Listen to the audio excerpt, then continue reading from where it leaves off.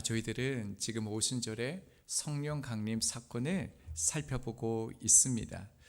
오순절 성령 강림은 단순히 성령의 임재, 충만함을 받았다라고 말하기에 충분하지 않는 사건입니다.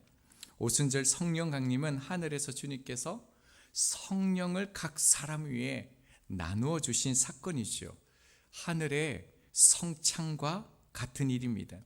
성령님께서 우리 안에 오심으로 우리는 주님과 하나 되는 존재, 연합의 생명을 경험하게 되었습니다. 이 성령을 경험한 그 사람들의 모습이 어떻게 나타났습니까? 먼저는 타인과 말이 통하는 사람이 되었습니다. 무너진 관계를 잇고 막힌 마음을 열었고요. 갈라진 공동체를 다시 하나로 모으는 사람을 살리는 소통의 역사가 이들로부터 시작되는 것을 보았습니다. 자, 그리고 난 후에요, 이후에 어떠한 일들이 또 일어났는지 성경은 아주 자세하게 저희들에게 소개합니다. 5절 말씀을 보겠습니다. 그때에 경건한 유대인들이 천하 각국으로부터 와서 예루살렘에 머물러 있더니, 자, 그때에 라고 얘기하고 있습니다. 언제일까요? 오순절을 지칭할 수 있습니다. 자, 오순절은 6월절로부터 50일째 되는 날이죠. 성령께서 강림한 날입니다. 자, 그때요, 경건한 유대인들이 천하 각국으로부터 와서라고 말하고 있죠. 자, 유대의 역사를 살펴보면 주전 586년에 바벨론에 의해서 예루살렘이 완전히 함락되어집니다. 이때 수많은 유대인들이 강제로 이주하거나요, 또 생존을 위해서 세계 열방, 세계 각처로 흩어지게 되어집니다.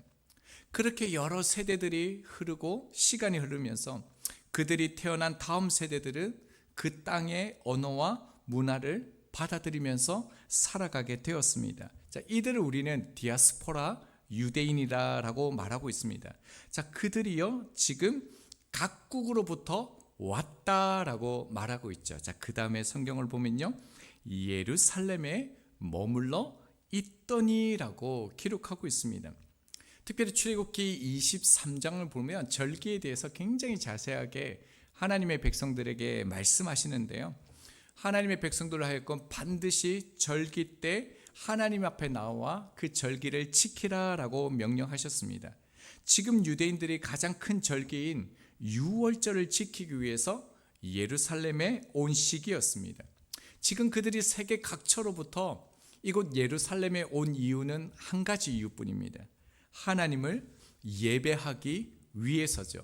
자, 그런데요, 성경을 보면요, 머물러 있더니라고 얘기하고 있습니다. 그 자리에 있었다라는 거야. 자, 이들이 유월절을 지키기 위해서, 하나님을 예배하기 위해서 이곳에 왔다라면요, 예배하고 돌아가면 되어집니다. 근데 많은 유대인은 바로 고향으로 돌아가지 않고요, 유월절 이후 50일 동안 더 머물렀다라는 것을 말합니다. 왜요? 오순절을 지키기 위해서죠. 자, 그들을요, 5절에 보면 경건한 유대인들이라고 누가는 소개하고 있습니다. 그러니까 평범한 사람들이 아니다라는 거예요. 그들은 6월절만 딱 절기 하나만 드리고 자기 고향으로 돌아간 사람이 아니라, 자기 먹고 살기 위해서 그렇게 중심을 둔 사람이 아니라 6월절을 지키고 50일을 지난 그 오순절까지 그곳에 있었던 경건한 사람이다라고 말하고 있습니다. 그래서 여기에서 경건하다라는 것은 언약 백성으로서 말씀과 절기를 신실하게 지켜온 그 신앙적 헌신을 하는 사람을 일컫습니다. 누가복음 2장 25절입니다. 예루살렘에 시므온이라 하는 사람이 있으니 이 사람은 의롭고 경건하여 이스라엘의 위로를 기다리는 자라, 성령이 그 위에 계시더라. 놀라운 말씀을 하시죠. 자, 시므온이라는 사람이 나오는데요, 이 사람은 단순히 종교적 열심을 가지고 성실하게 예배했다, 이렇게 성경이 말하지 않습니다. 뿐만 아니라 단지 윤리적으로 바르고 착하게 살았다, 이렇게도 말하지 않습니다. 자, 시몬이라는 이 사람은요, 말씀을 기다렸다라고 말하고 있습니다. 하나님께서 말씀하신 이 약속의 말씀이 성취되기를 생애의 가장 중심에 두고 살아간 사람이라는 것입니다. 이런 사람들이 누구라고요? 경건한 사람들, 경건한 자. 자, 이들이 지금 디아스포라에 있었던 이 사람들이 지금 예루살렘에 와 있다는 겁니다. 자, 이제 이 사람들이 말하는 것들을 성경에서 소개합니다. 6절입니다. 이 소리가 나매 큰 무리가 모여 각각 자기의 방언으로 제자들이 말하는 것을 듣고 소동하여, 뭔가 큰일이 지금 일어났습니다.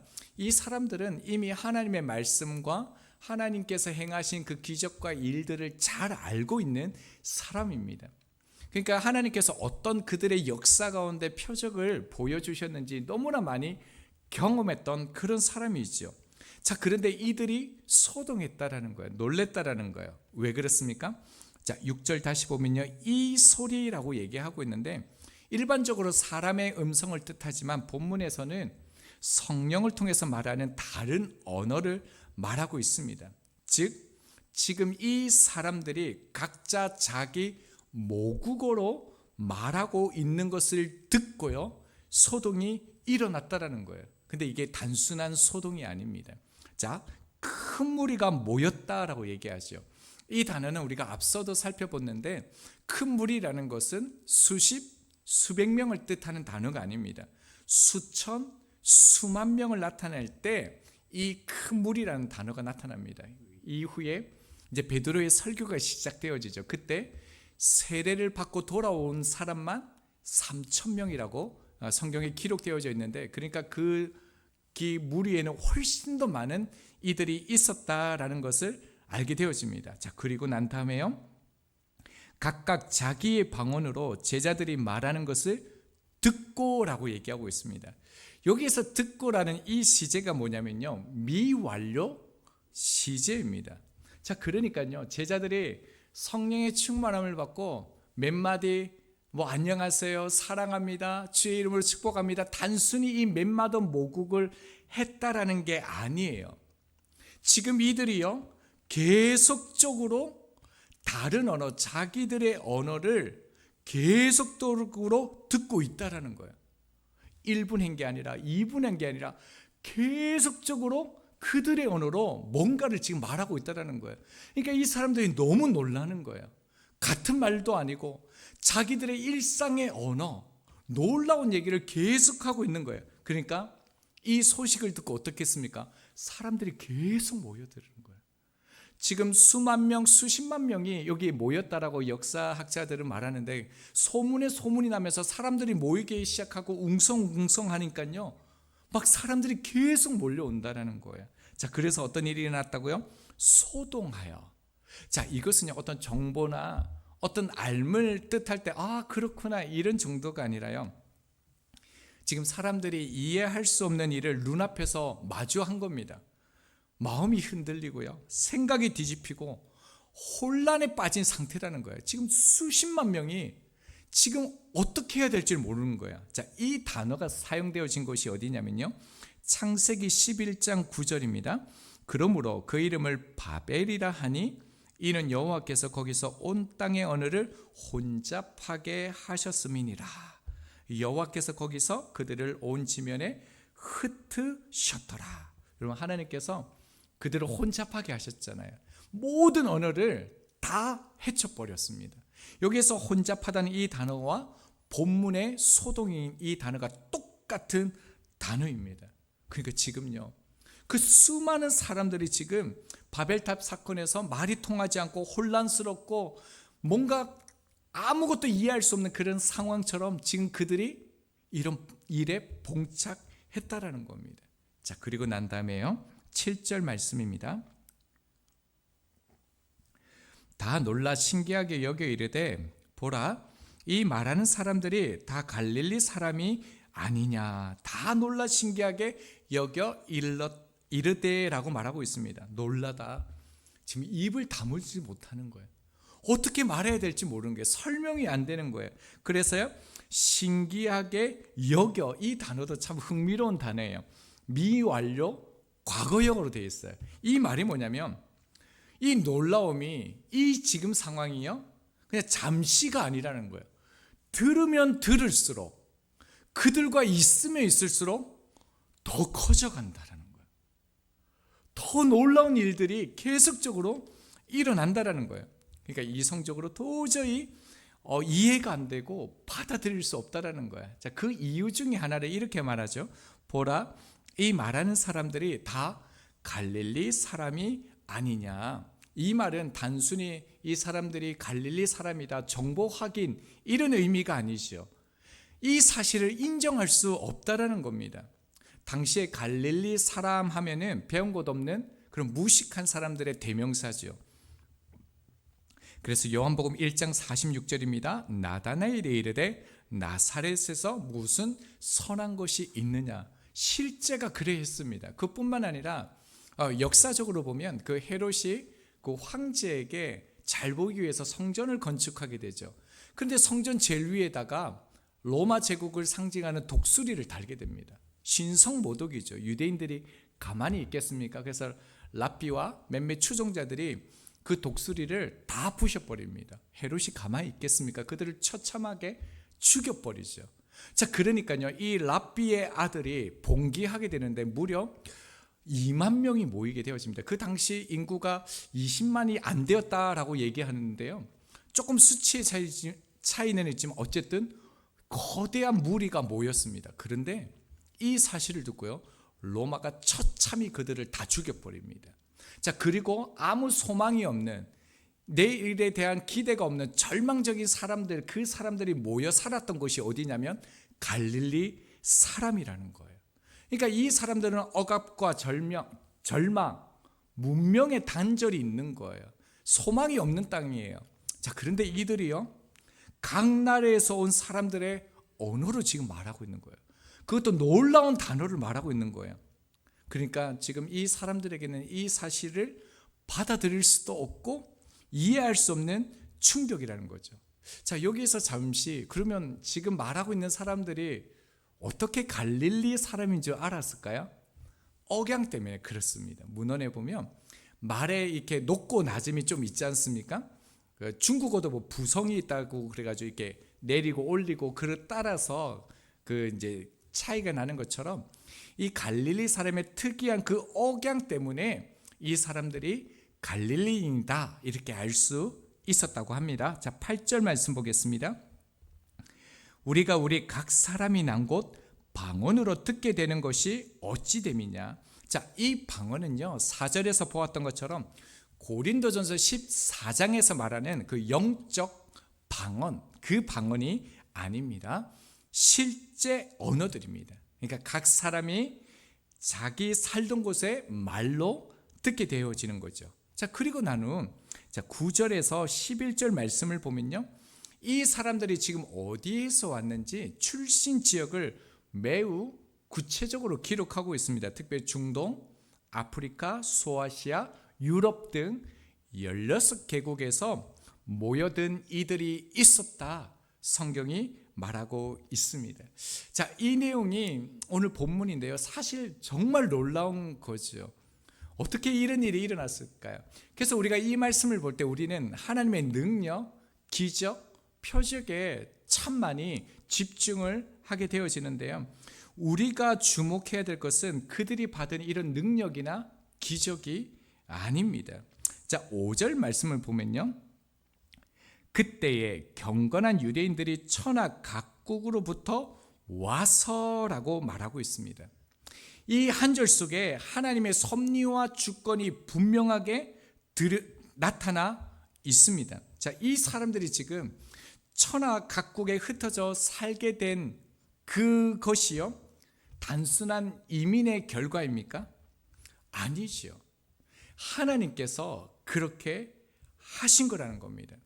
자, 그뿐만 아니라 그들이 그 시기에, 즉 오순절이라는 때에 예루살렘에 모인 것도요, 우연이 아니다라는 것입니다. 여러분, 이것은 무엇을 나타내냐면 우리의 삶도 마찬가지라는 겁니다. 우리가 살아가면서 모든 일이 이해되고 설명되어지는 것은 아니죠. 어쩌면 지금도 우리의 삶에요, 천하각국에 흩어져 사는 사람들처럼 왜 이런 문제가 있는지 알지 못하고 이런 상황 속에 살아가는지 모르는 사람들이 있습니다. 왜 내가 여기에 있는지, 왜 지금 이때인지 그 이유를 다 알 수 없을 때가 있습니다. 그런데 분명한 한 가지를 우리 가운데 보여줍니다. 하나님이 하셨다라는 겁니다. 자, 9절에서 11절을 보면요, 특이한 이제 지역명인데 예루살렘을 중심으로 이 지역들이 지금 기술되어져 있는 것을 알 수 있습니다. 자, 바데인과 메데인과 엘람인과 메소포타미아 이 지역은요, 예루살렘을 중심으로 동쪽에 있는 나라입니다. 자, 유대는요, 예루살렘에 있는 중심 도시죠. 자, 그 다음에 나오는요, 갑바도기냐, 본도, 아시아, 부르기아, 밤빌리아는요, 어디일까요? 북쪽입니다. 자, 그 다음에요, 애굽, 구레네, 리비아, 로마, 크레데이는요, 서쪽입니다.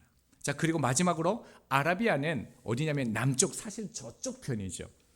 자, 그러니까요, 지명 목록이요, 지금 동서남북 전 세계 각 지역으로부터 예루살렘에 모여들었음을 지금 그림 언어로 우리 가운데 보여주고 있다는 겁니다. 자, 그리고 주목해야 될 것은 무엇이냐면요, 자, 이 지역은 훗날요 복음이 전해지고 교회가 세워진 곳들이라는 겁니다.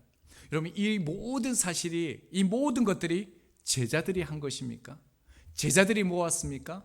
제자들이 복음을 전했습니까? 제자들이 교회를 세웠습니까? 그렇지 않습니다. 하나님의 일하심이라는 거죠.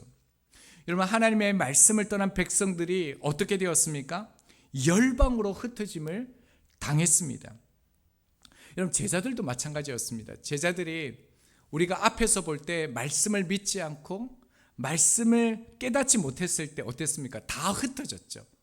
그리고 제자들은 숨어 있었습니다. 자, 그런데 지금 모습은 어떻습니까? 말씀을 믿고요, 말씀을 붙들고 말씀을 통해서 기도할 때 오히려 제자들은 지금 자신들을 잡으려는 유대 종교 지도자들과 병사들의 위협 가운데 오히려 당당하게 모습을 드러내고 있습니다. 지금 그리고 거기에서요, 하나님의 말씀을 전하고 있다라는 것입니다. 여러분, 우리의 삶에도 이런 일들은 동일하게 나타나고 있습니다. 여러분, 나를 의지하고 내가 붙잡는 것, 내 힘으로 살아갈 때 어떻습니까? 오히려 삶이 흩어지는 거 여러분 경험해 보셨습니까? 그러나 주님을 의지하고 살아갈 때 주님이 우리의 삶을 다스리시고 보호하시고 지키시는 것을 우리가 경험하는 것이죠. 여러분, 지금 제자들이 어떻습니까? 하나님의 뜻 가운데 말씀을 붙들고 하나님이 일하시도록 그리 내어주고 있다는 겁니다. 그리고 그때 하나님이 일하심을 그들이 경험하고 있습니다. 여러분, 주님도 마찬가지입니다. 주님께서 가만히 앉으셔서 하나님 나라가 임하기를 기다리시지 않았습니다. 여러분, 하나님이 일하시도록 주님이 어떻게 하셨습니까? 말씀으로 사셨습니다. 그분은 말씀대로 말하셨고 말씀대로 행하셨고 말씀대로 나타나셨습니다. 하나님께서 그 이스라엘 백성들에게 이렇게 말씀하셨습니다. 출애굽기 14장 13절과 14절입니다. 모세가 백성에게 이르되 너희는 두려워하지 말고 가만히 서서 여호와께서 오늘 너희를 위하여 행하시는 구원을 보라. 너희가 오늘 본 애굽 사람을 영원히 다시 보지 아니하리라. 여호와께서 너희를 위하여 싸우시리니 너희는 가만히 있을지어다. 굉장히 위로되고 우리가 내 힘이 되는 말씀이죠. 근데 여기에 보면 가만히 있으라라고 말씀합니다. 이 말씀은요, 단순히 움직이지 말라라는 뜻이 아닙니다. 제자리에 단단히 서다 믿음의 자리를 지킨다, 이런 의미를 가지고 있습니다. 즉, 너희들은 믿음의 자리, 하나님이 주신 말씀의 자리를 떠나지 말고 이 말씀을 의지하여서 앞으로 나아가라는 것입니다. 그래서 출애굽기 14장 15절 연이어서 뭐라고 말씀합니까? 이스라엘 자손에게 명령하여 앞으로 나아가게 하고. 자, 하지만요, 앞에는 넘실거리는 홍해가 앞에 여전히 있습니다. 갈라지지도 않았습니다. 자, 뒤에는요, 애국 군대가 여전히 자기들을 죽이려고 그렇게 쫓아오고 있습니다. 앞에도 뒤에도 길이 없습니다. 자, 어디로 가란 말입니까? 길이 없는데요. 하지만 그들은요, 앞으로 나아가라는 명령을 받고 있습니다. 말씀을 받았습니다. 자, 말씀이 주어졌다는 것은요, 이 명령은 우리를 책임지신다는 약속입니다. 이제 이스라엘 백성들에는 두 가지 선택이 남아 있습니다. 자, 눈에 보이는 현실에 무릎 꿇는 겁니다. 애굽으로 돌아가는 겁니다. 세상 방식대로 사는 것입니다. 자, 또 하나의 선택이 그들 가운데 주어졌죠. 하나님의 말씀을 붙잡고 보이지 않는 바다를 향해 걸어가는 것입니다. 여러분, 우리가 그 상황에 있다라면 우리는 어떤 걸 선택했을까요? 지금 우리 시대, 지금 우리 상황에 이걸 대입하면 우리는 어떤 것을 선택하고 있을까요? 그들은 애굽의 노예 종이 아니라 말씀을 선택했습니다. 말씀을 붙들었습니다. 그리고 그들 앞에 바다가 길을 열어준 것을 다 알고 있죠. 여러분, 우리가 해야 하는 것은요, 하나님의 말씀대로 하는 것까지 해야 합니다. 말씀대로 하지 않는 사람에게는 하나님이 일하실 수 없습니다. 지금 새벽 기도회가 없는 그 교회가 많으신 거 아시죠? 생각보다 훨씬 많다라고 합니다. 수요 예배도 점점 줄어들고 있습니다. 혹시 최근에 부흥회 사경회 이렇게 한다는 소식 여러분 들어보셨습니까? 저도 한 곳 들은 것 같기도 하고요. 이것이 옳다 그르다라는 것을 말하려고 하는 것은 아닙니다. 분명한 사실 하나는 이것입니다. 출애굽한 이스라엘 백성들이 광야를 살아갈 때 만나가 멈추어지면 그들은 죽을 수밖에 없습니다. 그들은 살아갈 수 없습니다. 말씀이 공급되지 않는 영혼은 반드시 쇠퇴합니다. 신앙은 감정적으로 유지되지 않고요, 습관으로 지켜지지 않습니다. 신앙은 오직 말씀으로만 살아납니다. 말씀을 준비하면서 이전에 제 경험들이 조금 생각났습니다. 그때 참 그래도 열심히 한 것 같습니다. 금요철에는 당연히 갔고요. 부흥회 사경회 하면 2박 3일씩 3박 4일씩 했던 것 같고요. 그리고 성경 통독하면 거의 5박 6일을 밤새도록 그렇게 하면서 성경 통독하면서 울며 기도했던 그런 생각이 났습니다. 근데 그때 열심히 좋은 목회자를 만나서 목사님이 그렇게 막 하라고 하니까, 전도사님이 막 그렇게 하라고 하니까 상품 때문에 했나? 그건 아니었습니다. 그때는 정말 말씀이 소중하다라는 것, 말씀이 없으면 살아갈 수 없다라는 것을 참 많이 깨닫고 중요성을 가지고 살았던 것 같습니다. 시편 84편에 보면 그 고라의 시가 나오죠. 그렇게 말합니다. 주의 궁전의 한 날이 첫날보다 낫다, 이렇게 표현합니다. 자, 이 말은 뭐냐면요, 내게 너무 좋은, 너무 기쁘고 행복한 그 첫날보다 그것을 다 포기하더라도 한날 주의 성전에서 하나님 말씀을 듣는 게 더 좋다라는 거예요. 그걸 위해서 나는 기꺼이 첫날의 행복과 첫날의 가치와 첫날에 내게 주는 모든 유익을 다 포기할 수 있다. 이게 고라의 84편, 주의 그 궁전에서 한 날이 첫날보다 낫다라는 표현입니다. 여러분, 우리가 해야 할 일은 거기까지입니다. 주의 말씀을 붙들고 말씀 앞에 머무는 것입니다. 우리가 말씀대로 모든 것을 하나님께 맡기고 하나님의 자녀로 살아가는 것, 하나님의 뜻대로 사랑하는 것까지 하면 됩니다. 그러면요, 말씀대로 붙드는 그 120명의 문도들 통해서 세계 열방에 있는 사람들을 모이게 하셨고 하나님이 일하셨던 것처럼 우리 삶 가운데서도요, 동일하게 하나님께서 일하십니다. 저희들 또한 이 밤에 말씀을 받았습니다. 하나님의 자녀로 그 명예를 지켜가고 주의 자녀로 말씀 안에서 살아갈 수 있는 저희들이 되기를 소망합니다. 우리 주신 말씀 믿음으로 읽고 찬양하겠습니다.